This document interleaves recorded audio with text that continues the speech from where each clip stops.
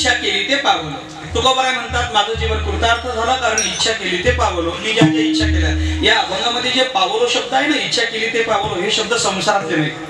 का संसारातले नाही? कारण संसारातल्या इच्छा कधीच पूर्ण होत, कधीच नाही होत.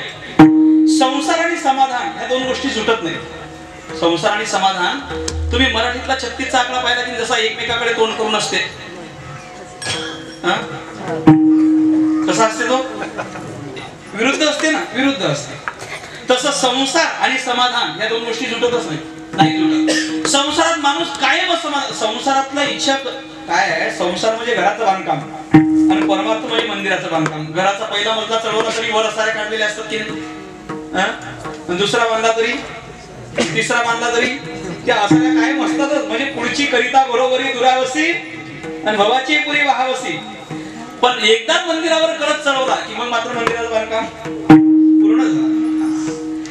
तसं संसार आणि परमार्थ आहे. संसारात कधीच इच्छा पूर्ण, कायम पुढची इच्छा. मला सांगा तुमच्याकडे काय पीक काय होतं या वर्षी?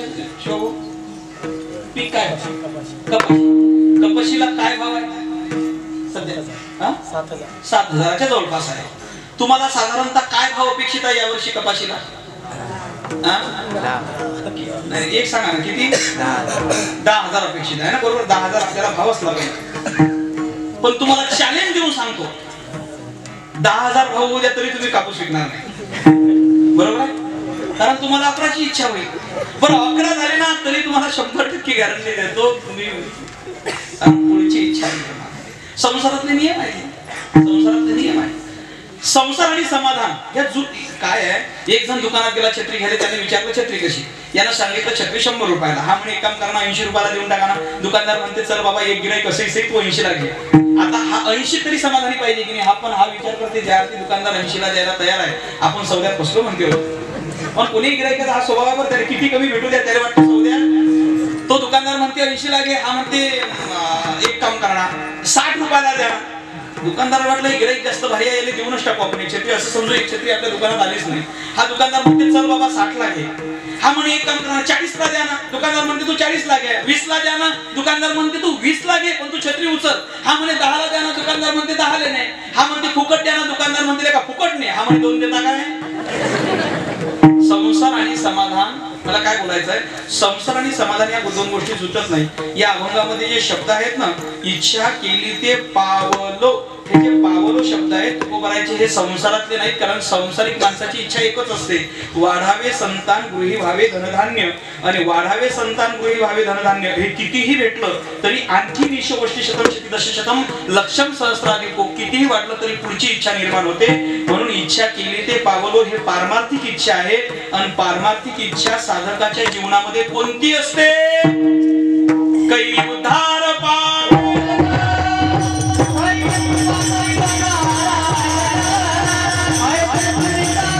ही इच्छा तुकोबारायच्या जीवनामध्ये, साधकाच्या जीवनामध्ये असती. ही इच्छा तुकोबारायच्या जीवनामध्ये होती. आणि ज्या दिवशी तुकोबारायांचा सांभाळ संतांनी केला, कैली उद्धार पावेन धरतीच्या हाती संत कृपावंत, त्या दिवशी कैली उद्धार पावेन ही इच्छा तुकोबारायांची पूर्ण झाली. आणि आता जीवन कृतार्थ झालं. एवढं कृतार्थ झालं की अख्ख्या जगावर सत्ता गाजवणारा काळ, महाराज म्हणतात माझ्यावर सत्ता गाजवू शकत नाही. तुका म्हणे काळ आता करू न शके पड. विठोबार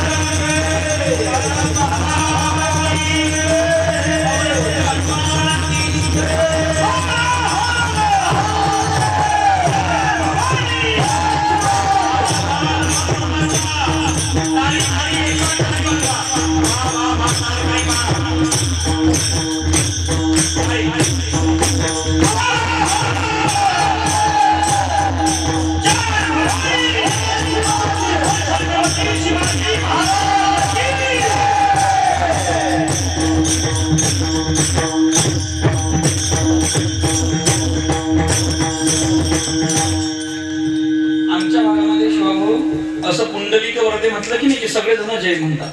कुकडे इकडे नाही, मला आवाज नाही आला. आता आवाज जर नाही आला तरी ते समजत नाही का आपल्याला? सागर भाऊ आवाज आला का तुम्हाला? नाही आला. तुम्ही म्हणा बरं सर्वांनी एकदा पहिल्यांदा माता माऊल्या. कुंडलिक वरदे हरी विठ्ठल श्री ज्ञानदेव. माऊली ज्ञानेश्वर महाराज की. सर्व तरुण आणि पुरुष मंडळी. जगद्गुरु तुकाराम महाराज की.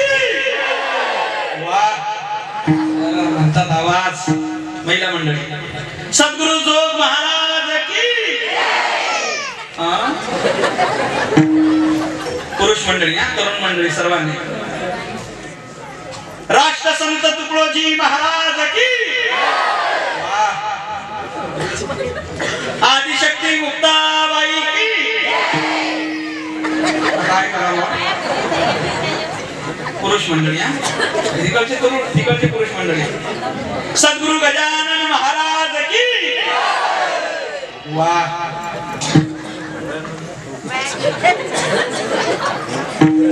बरं सगळ्यांनी टाळ बसा. सगळ्यांनी प्रौढ प्रताप पुरंदर क्षत्रिय कुलावतंस महाराजाधिराज महापराक्रमी परम प्रतापी दिग्विजयी रणधुरंधर भूमिपुत्र शूरवीर सर्वजन प्रतिपालक प्रजावत्सल कुळवाणी भूषण शतकर्ते दुर्गपती गजाश्वपती भूपती नरपती जलपती सुवर्णरत्न श्रीपती अष्टावधान जागृत अष्टप्रधान वेष्टित न्यायालंकार मंडित शस्त्रास्त्र शास्त्र पारांगत राजनीती धुरंधर यशवंत कीर्तिवंत वर्धवंत पुण्यवंत नीतिवंत जाणता राजा स्वराज्य सुराज्याचे आद्य संकल्पक आद्य क्रांतिकारक नौसेनेचे जनक स्थापत्य तज्ञ नरवीर महाराष्ट्राच्या अस्मितेचा मानबिंदू भारतभूषण राष्ट्रभक्त राष्ट्राभिमानी जिद्दी मुत्सद्दी निर्भीड प्रेरणादायी स्वच्छ राजकारणी प्रगल्भ बुद्धिमान चारित्र्य संपन्न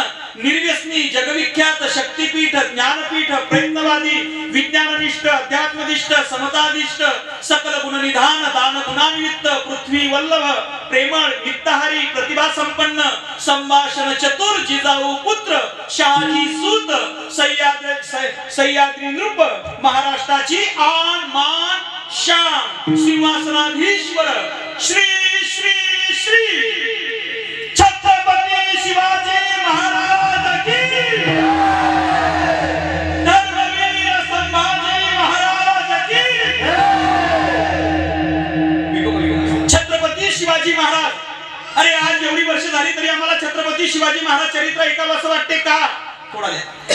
कारण या राजाच्या चरित्रामध्ये उद्बोधक असं बरंच काही आहे. या राजाच्या चरित्रामध्ये स्फूर्तिदायक असं बरंच काही आहे. अरे गरिबांवरती प्रेम करणारा एक लोकनेता म्हणून आम्ही शिवरायाकडे पाहू शकतो. लोक कल्याणाची अखंड वार्ता करणारा एक प्रजापती म्हणून आम्ही शिवरायाकडे पाहू शकतो. अरे न्यायाची तलवार आणि अन्यायाची ढाल म्हणजे शिवाजी. शत्रूच्या हल्ल्याने पीडित झालेल्याच्या पाठीवरून मायेने फिरणारा तो हात म्हणजे शिवाजी. अरे बायकोसाठी आणि प्रेयसीसाठी ताजमहाल बांधणारे अनेक असतील पण आईच्या स्वप्नाकरता हिंदवी स्वराज्य प्रस्थापित करणारा फक्त एकच मर्द आहे आणि त्या मर्दाचं नाव आहे छत्रपती शिवाजी महाराज. अरे पेटविली रणांगणे देह जिजविला मातीसाठी मरणाच्या दारातही लढलो आम्ही प्रत्येक जातीसाठी.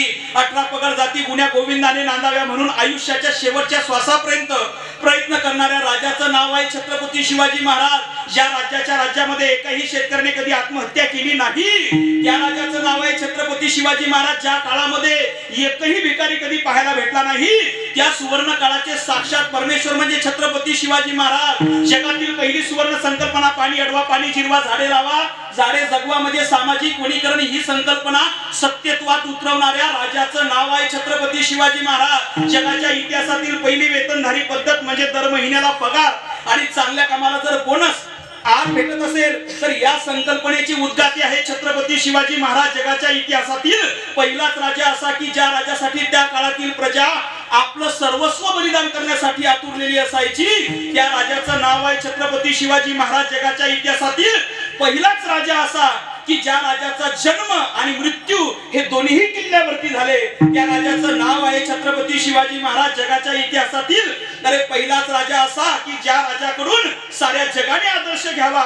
आणि साऱ्या जगाला प्रेरणादायी ठरणारं व्यक्तिमत्व म्हणून इतिहासामध्ये ज्या राजाचं नाव अग्रगण्य घेतलं जाते ना, त्या राजाचं नाव आहे छत्रपती शिवाजी महाराज. अरे मी तर असं म्हणेल, भूतकाळामध्ये काही राजे झाले, महाराजे झाले, सम्राट झाले, बादशाह झाले, पण काळाच्या प्रवाहाबरोबर ती आणि त्यांचं नाव विस्मरणात गेले. पण जे नाव दिवसेंदिवस सूर्यासारखे तेजस्वी होत आहे ते नाव आहे छत्रपती शिवाजी महाराज. अरे जगणारे ते मावळे होते, जगवणारा तो महाराष्ट्र होता, पण स्वतःच्या कुटुंबाला विसरून जनतेकडे मायेने हात फिरवणारा माझा राजा शिवबा होता. माझ्याही शिवबाचं एक राज्य होतं, जगाहून सुंदर असं ते स्वराज्य होतं. जाती धर्म पंथाचा भेदभाव नव्हता, न्याय सर्वांसाठी एक समान होता. अरे न्यायासाठी प्राण गेला तरी चालेल, पण अन्याय कोणावर झाला नव्हता. अरे स्वतःसाठी सारेच जगतात या जगी, पण रयतेसाठी जगणारे शिवराय होते. म्हणून कितीही गुणगान केले तरी कमीच पडावे असे माझे छत्रपती शिवराय. आणि असा छत्रपती शिवाजी महाराज नावाचा राजा या महाराष्ट्राच्या मातीमध्ये असा एकच राजा जन्माला.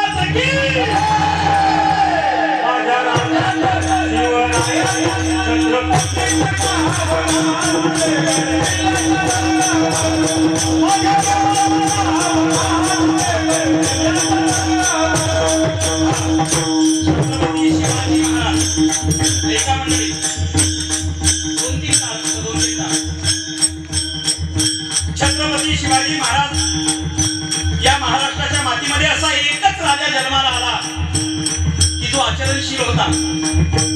सांगेल मी आपल्याला, अरे शिवरायांचं वर्णन औरंगजेबासारख्या कट्टर शत्रूनेही करावं असा राजा. 3 एप्रिल 1680 मध्ये रायगडावरती छत्रपती शिवरायांचं निधन झालं आणि औरंगजेबाच्या साकी मुस्तई खानाला ही बातमी कळाली. हा साकी मुस्तई खान मोठ्या आनंदाने धावत पडत बहादूर गडावर छावणी असलेल्या औरंगजेबाकडे आला आणि आल्या आल्या औरंगजेबाला सांगतो, हुजूर हुजूर बड़ी खुशी की खबर है. औरंगजेबाने विचारलं, क्या हुआ? याने सांगितलं, हुजूर बोले दख्खन का कापर शिवा मर गया. शिवाजी महाराज मरण पावले ही बातमी औरंगजेबाने एकदा क्षणीच औरंगजेब एकदम स्तब्ध झाला. शांतपणे उभा राहिला, नमाजसाठी जमिनीवर अंतरली, त्यावर गुडघे टेकून बसला, नमाजाच्या रूपात बसला आणि दोन्ही हात वर करीत खुदाला बोलला, या अल्लाह तेरे जन्नत के दरवाजे खुले रखना, क्योंकि माँ बहनों की इज्जत करने वाला एक महान योद्धा शिवाजी भोसला तेरे पास आ रहा है. अरे इथल्या रयतेचे हे उद्गार नसून औरंगजेबासारख्या कट्टर शत्रूचे उद्गार होते. कसा असेल माझा राजा, ऐका. पुढे हा औरंगजेब काय म्हणतो? हा औरंगजेब म्हणतो, तुझे पता है कौन गया साकी? हाँ, तुझे पता है कौन गया साकी? अरे हमने हमारे जीवन में ऐसे राजा महाराजा देखे जो इस औरंगजेब का नाम सुन के अपना राज्य हमें सौंप देते हैं. हमने ऐसी जाबाज फौज देखी है जो इस औरंगजेब को देख के ही भाग जाती है, लेकिन पूरे जिंदगी में आज तक इस औरंगजेब ने शिवाजी जैसा योद्धा नहीं देखा. इसलिए पूरे हिंदुस्तान को अपने मुट्ठी में काबिज करने वाला यह औरंगजेब शिवाजी भोसले को सलाम करता है. असा शत्रूने ही ज्या राजाला सलाम करावं, नमन करावं असा राजा या महाराष्ट्राच्या मातीमध्ये जन्माला आला. असा सुंदर राजा जन्माला आला आणि सुंदर राजाने निर्माण केलेलं स्वराज्य कसं सुंदर स्वराज्य निर्माण केले.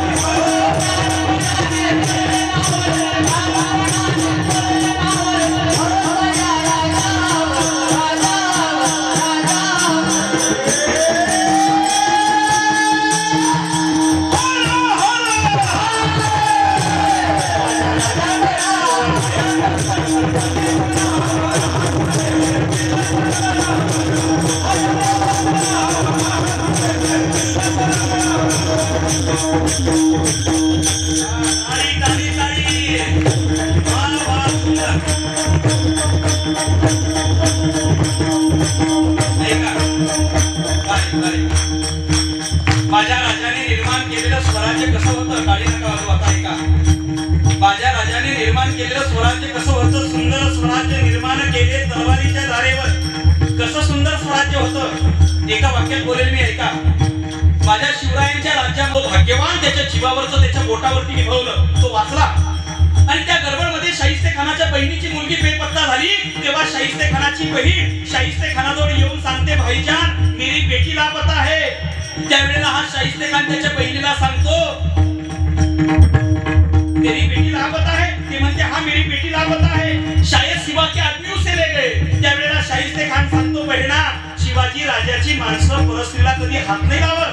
आणि चुकून जर शिवाजी राजाच्या माणसांनी तिला पळवली असेल ना, काळजी करू नको, शिवाजी राजा पोटच्या पोरीसारखी तिची काळजी करेल.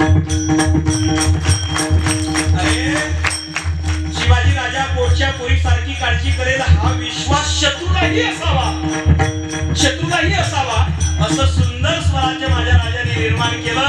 म्हणून आज आम्हाला भगवा झेंडा पाहिला.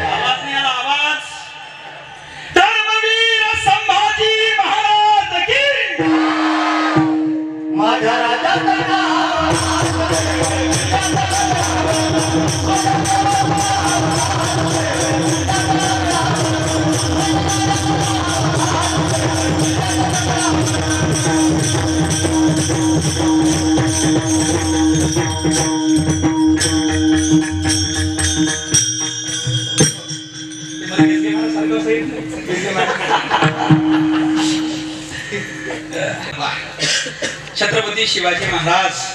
घेऊ का 10 मिनिटं? 10 मिनिटं घेऊ? हाव की नाही सांगत नाही.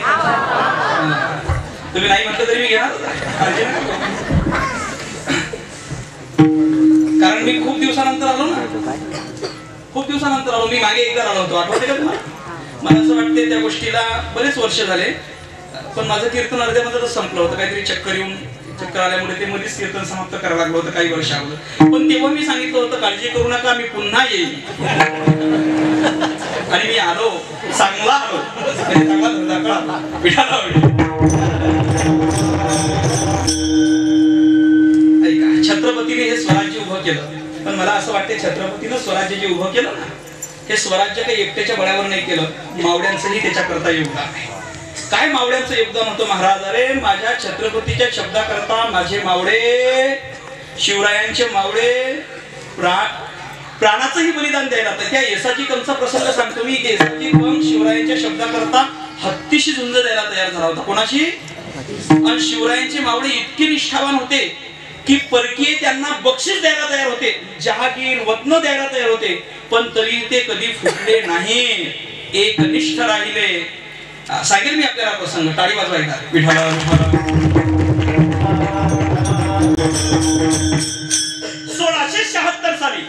1676 साली शिवाजी महाराजांनी दक्षिणेकडे कूच केली आणि आदिलशाही संपवण्यासाठी महाराजांनी हैदराबादच्या गोवळकोंड्याच्या कुतुबशहाशी हातमिळवणी केली. पण या गोवळकोंड्याच्या कुतुबशहाने मैत्री करता हात पुढे केला, पण मनात पुढे उभं राहिलं की शिवाजी महाराज म्हणजे जादूगार, कलाकार, हरवणारी माणूस, आपलं अफजल खानासारखं काही झालं तर मग. पण शिवाजी महाराजांनी पत्र पाठवून सांगितलं, बादशहाची काळजी करू नका, आम्ही मित्राला कधी दगा देत नाही, पण शत्रूला जिवंत सोडत नाही. शिवाजी महाराज मित्राला दगा देत नाही हा साधा सरळ विचार कुतुबशहाला पटला आणि त्याने महाराजांच्या समोर मैत्री करता हात पुढे केला. आणि मग शिवाजी महाराजांनी त्यांच्या 40,000 मराठा सैन्याचं या कुतुबशहाने त्या हैदराबाद मध्ये रांगोळ्या काढून आणि भगव्या पताका लावून शिवाजी महाराजांचं मोठं जंगी स्वागत केलं. दुसऱ्या दिवशी शिवाजी महाराज या कुतुबशहाच्या भेटीला त्याच्या दारमहालामध्ये गेले. महाराजांच्या बरोबर पायदळाचे सेनापती येसाजी कम, घोडदळाचे सेनापती हंबीरराव मोहिते, सुरक्षा प्रमुख दावलजी घाडगे आणि सर्जेराव जेदे असे 4 मावळे घेऊन शिवाजी महाराज या कुतुबशहाच्या भेटीला त्याच्या दारमहालामध्ये गेले. महाराज बसले आणि बादशाह बसला. दोघांनी आसन ग्रहण केले आणि बोलता बोलता हा बादशाह म्हणतो, महाराज तुम्ही आता माझ्या महालामध्ये बसलेले आहात. इथं माझे हजारो सैनिक आहे आणि तुम्ही फक्त 4 मावळे घेऊन माझ्या भेटी करता माझ्या महालात आले. तेव्हा माझ्या मनात जर काही बरा वाईट विचार आला, म्हणजे तुम्हाला मारायचा किंवा पकडायचा विचार आला, तर तुम्ही त्याला सामोरे कसे जाल? त्यावेळेला शिवाजी महाराज म्हणतात, बादशहाजी तसे कोणाच्या मनात काय येते हे मला चांगलं माहित असते. आणि मला पकडायचं म्हटलं, मला मारायचं म्हटलं तर अफजल खानाचं काय झालं हे तुम्हाला चांगलंच माहिती आहे. तो 65,000 फौजेसह संपवला. आणि मला पकडायचं म्हटलं तर हेही शक्य नाही, कारण आग्र्यामध्ये औरंगजेब आणि त्याच्या 2,60,000 सैन्याच्या हातावर अरे दिवसा ढोळ्या कशा तुरी दिल्या हे तुम्हाला चांगलंच माहिती आहे. त्यामुळे या शिवाजी राजाला मारणे किंवा पकडणे म्हणजे शक्य. बादशहाजी दिसणार नाही, सापडणार नाही, पण झटका दिल्याशिवाय जाणार नाही. बादशहाजी हा तुमचा महाल, इथं तुमचे हजारो सैनिक आहे, आम्ही फक्त 4 माणसं आहोत, हा तुमचा गैरसमज आहे. एकदा तुम्ही खिडकीतून खाली पहा, म्हणजे तुम्हालाच समजेल कोण कोणाला मारू शकते. बाजूला खिडकी होती, कुतुबशहाने असं खिडकीतून खाली पाहिलं आणि पाहतो तर काय, शिवाजी महाराज वर येईपर्यंत महाराजांच्या 5,000 अंगरक्षकांनी या दादमहालाचा कोपरा ताब्यात घेतला होता. शिवाजी महाराजांनी फक्त इशारात केली असती तर पुढच्या 5 मिनिटांमध्ये दादमहाल कुतुबशहान याचं सगळं कुटुंब शिवरायांच्या ताब्यामध्ये आलं असतं. मित्राबद्दल सुद्धा एवढी सतर्कता पाहून हा कुतुबशहा विचार करतो की शिवाजी महाराज मित्रापासून एवढे सावध असतात, मग शत्रूपासून किती सावध असतील. महाराजांच्या बुद्धिमत्तेवरती हा खुश झाला आणि खुश होऊन महाराजांना त्याचं साम्राज्य दाखवतो. महाराजांना दाखवतो, महाराज हा बघा आमचा खजिना, हिरे माणिक मोती सोने चांदी त्या ठिकाणी ठेवलेले होते. महाराज ही बघा आमची शस्त्रशाळा, या ठिकाणी नाना प्रकारची शस्त्र तयार केली जातात. महाराज ही बघा आमची अश्वशाळा, या ठिकाणी जातीवंत घोड्यांची पैदास केली जाते. आणि महाराज ही बघा आमची हत्तीशाळा, त्या ठिकाणी मोठमोठे हत्ती होते. त्यातल्या एका हत्तीचं वैशिष्ट्य कुतुबशहा महाराजांना सांगत होता. आणि बोलता बोलता कुतुबशहा म्हणतो, महाराज आमच्याकडे जशी हत्ती आहे तसे हत्ती तुमच्याकडे पण असतील ना. महाराजांना कळे ना काय सांगावं, कारण शिवरायांकडे हत्ती आता हत्ती नाही, पण शिवरायांनी स्पष्ट सांगितलं, बादशहाजी आमच्याकडे हत्ती नाही. कुतुबशहा म्हणतो, काय तुमच्याकडे हत्ती नाही? मग तुमच्या एखाद्या मावळ्यासमोर जर आमचा एखादा हत्ती आला तर मग तो कसा शौर्य दाखवेल? त्यावेळेला शिवाजी महाराज म्हणतात, बादशहाजी आमच्याकडे हत्ती नाही, पण हत्तीच्या ताकदीसारखी माणसं मात्र जरूर आहे. अरे आमच्याकडे हत्ती नाही, पण हत्तीच्या ताकदीसारखी माणसं आहेत. अरे हा तुमचा जंगली हत्तीच काय, पण इंद्रदेवाचा ऐरावतही माझ्या मावळ्या समोर आला ना, त्यालाही हरवण्याची कला माझ्या प्रत्येक सैनिकामध्ये आहे. बादशहाजी तुम्हाला समोरच्याकडे काय नाही तेवढं दिसते, पण मला समोरच्याकडे असलेल्या त्याच्या ताकदीपेक्षा त्याची कमजोरी कशामध्ये आहे ते दिसते. आणि ती कला मी माझ्या प्रत्येक सैनिकाला शिकवली आहे. त्यामुळे माझा सैनिक हाच माझा हत्ती आहे. माझा सैनिक हत्तीच्या बरोबरीचा, माझा मावळा हत्तीची बरोबरी करू शकेल. कुतुबशहा म्हणतो, महाराज हे कसं शक्य आहे? हत्तीच्या ताकदीचा माणूस असणं हे कसं शक्य आहे? आणि जर असेल शक्य तर तुमचा एखादा मावळा आमच्या हत्तीशी झुंज खेळेल का? महाराजांनी मोठ्या विश्वासाने जबाब दिला, क्यों नहीं बादशहाजी, जर तुम्हाला आमच्या मावळ्याची ताकद आजमावायची असेल तर बादशहाजी आपण नजर फिरवा. अरे आपण सांगाल तो मावळा, आपण सांगाल त्या हत्तीशी झुंज द्यायला तयार आहे. मग कुतुबशहाने सगळीकडे चौफेर नजर फिरवली आणि मग त्याला महाराजांच्या पाठीमागे उभा असणारा एक शिळशिळी थोडासा बुटकाचा 5.5 फूट उंचीचा येसाजी कंक नावाचा मावळा दिसला. आणि कुतुबशहा म्हणतो, महाराज क्या यह सिपाही हमारे हाथी से टकराएगा? महाराज म्हणाले, क्यों नहीं? अरे क्यों नहीं बादशाहजी, अरे यह हमारा येसाजी आपके हाथी से जरूर टकराएगा. अरे येसाजी म्हणजे दिसायला साधा भोळा, अंगाने रांगरांग काटा अंगा सदरा, पाठीला धार, कंबरला तलवार, अनवाणी पाय, ओठावर तुरेबान मिशा, तोंडात गावरान पण तपशील भाषा, मर्दानी चाल, सह्याद्रीचा बुलंद हौसला, अंगात चित्तई चपळी, नजरेत गरुडाची दाहकता. आणि एका हत्ती समोर 100 हत्तीचं बळ घेऊन येसाजी मैदानामध्ये आला. कोणाशी झुंज खेळायला? हत्तीशी झुंज खेळायला. कुतुबशहाने इशारत करताच एका जंगली हत्तीला येसाजी वरती सोडले. बागानगरची जनता, हैदराबादची जनता विचार करू लागली की हा एवढासा येसाजी एवढ्या हत्ती बरोबर कसा काय झुंजेल. तो हत्ती या येसाजीला संपवून टाकेल. प्रत्येक तिथं उभा असलेला प्रत्येक येसाजी विषयी दया बाळगू लागला. इकडे कुतुबशहाने इशारत करतात एका हत्तीला येसाजीवरती सोडण्यात आले. हत्तीने येसाजीवरती धाव घेतली, त्याला धडक देण्याचा प्रयत्न केला, पण येसाजी शिताफीने खाली वापरून चपळतेने निसटून येसाजीनं हत्तीचं शेपूट पकडलं. हत्तीला कळेना काय करावं, कारण हत्तीची सर्व ताकद ही त्याच्या मस्तकामध्ये आणि त्याच्या सोंडेमध्ये असते. पण येसाजीने तर शेपूट पकडलं आणि हत्तीला लात मारता येत नाही, शेपूट मारता येत नाही. हत्ती गोल गोल फिरू लागला, तसा येसाजी सुद्धा गोल फिरू लागला. हत्ती फिरू कंटाळला, वैतागला आणि वैतागून खाली बसतो ना बसतो तोच येसाजी हत्तीच्या समोर जाऊन सह्याद्रीच्या शिखरासारखा उभा राहिला. येसाजीला पाहता बरोबर हत्तीने येसाजीवरती धाव घेतली, धडक देण्याचा प्रयत्न केला. येसाजीने आपल्या हातातील पट्ट्याचा वार हत्तीच्या सोंडेवर केला, सपकन. तसा हत्ती बाबरला, संतपला. त्याने परत येसाजीवर चाल केली. येसाजीने परत सोंडेवर वार केला, सपकन. तशी हत्तीची सोंड तुटून जमिनीवर पडली आणि रक्तबांबाळ झालेला हत्ती त्या मैदानामध्ये मरण पावला. आणि उभ्या असणाऱ्या लोकांच्या मुखामध्ये एकच नाव येऊ लागलं, येसाजी कंक, येसाजी कंक, येसाजी कंक. अरे या येसाजीचा पराक्रम पाहून हा कुतुबशहा तर विचारच करत राहिला की अरे ही महाराजांची माणसं, ही महाराजांची माणसं भगवी निशाण खांद्यावर टाकून वाऱ्यासारखी दौड मारणारी ही पोरं अरे आपल्या हत्तीलाही मारू शकतील, हे कल्पना शक्तीच्या बाहेर होतं. तो बादशाह आपल्या सिंहासनावर उठून येसाजीच्या जवळ गेला. येसाजी गळ्यातील मोत्याचा हार काढला आणि येसाजीला म्हणतो, रे येसाजी, तुझ्या महाराजांच्या शब्दाकरता तू हत्तीशी झुंज दिली, हत्तीला हरवलंय. तुझं स्वागत म्हणून, तुला बक्षीस म्हणून मी हा मोत्याचा हार तुला देत आहे, घे, स्वीकार कर. त्यावेळेला येसाजी 2 पावलं मागे सरकतो. येसाजी म्हणतो, बादशाहजी, माझं कौतुक करायला माझे छत्रपती समर्थ आहे, तुमचं बक्षीस नकोय मला.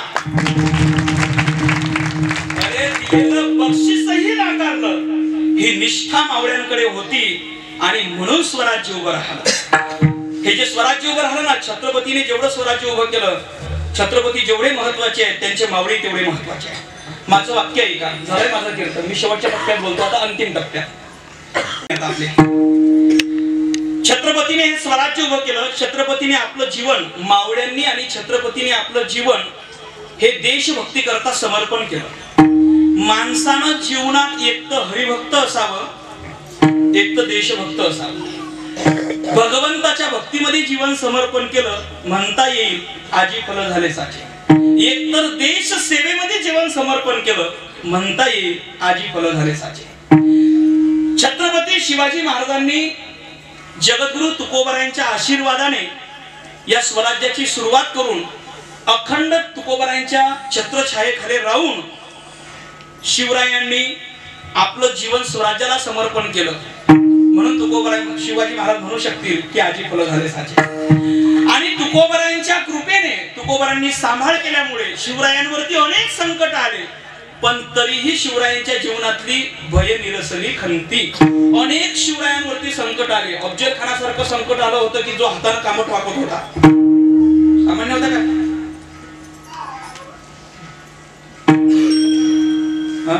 तुम्ही ऐकताय ना? तुम्ही ऐकताय का? मला नाही वाटत तुम्ही ऐकून राहिले. काय वापरत होता तो? कामट म्हटलं नाही. तुम्हाला कामट समजत नाही, माझी भाषा समजली नशी. कामट म्हणजे आमच्याकडे ते बांबू. ते भाषेचा फरक आहे, त्यामुळे तुम्हाला समजलं नाही. ठीक आहे, मला समजलं तुम्ही ऐकताय की काय करता. विठाला तो हाताने काय वापरत होता? पोलादी पहार वापरत होता अफजल खान. तो शिवरायांना तो आळवा मोजा का उभा मोजा सारखाच भरायचा. म्हणजे तो एवढा जसा, म्हणजे जसं चोपती झाली, तो जसं मोठा झाला लेपाड होता. तो अफजल खान मारण्याकरता आला शिवरायांना, तरीही भय निरसली.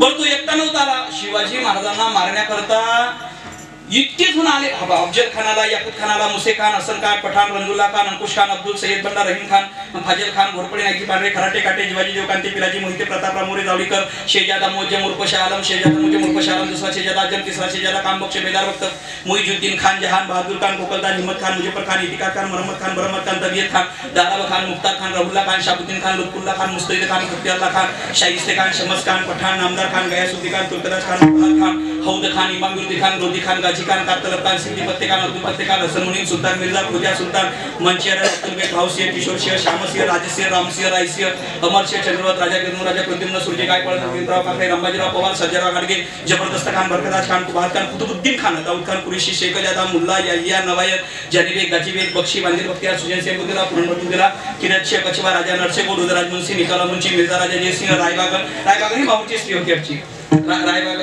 रायबागन असे अनेक जण होते.